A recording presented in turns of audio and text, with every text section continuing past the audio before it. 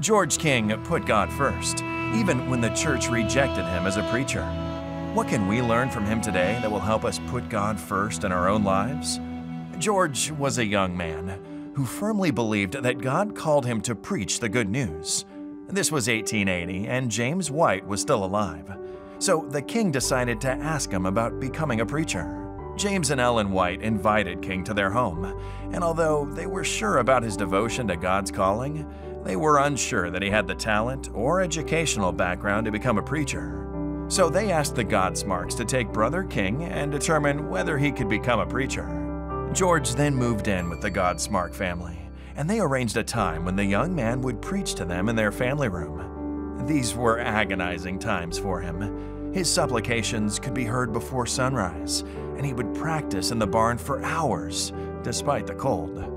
George finally got his chance. The chairs were arranged, and everything was set up for his sermon. It was a disaster. After this occasion, they made clear to George that he couldn't become a preacher. Rejection is never easy, but George King was so faithful that he decided to put God first, even when it meant being humble to accept rejection. Soon after that, George became a fireside preacher. Armed with literature, he started visiting house to house, sharing the good news, and selling books and tracts he carried with him. This was called colporteuring, and the Adventist mission would never be the same again.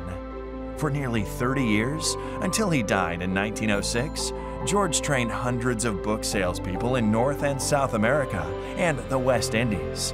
His methods influenced literature evangelism around the globe.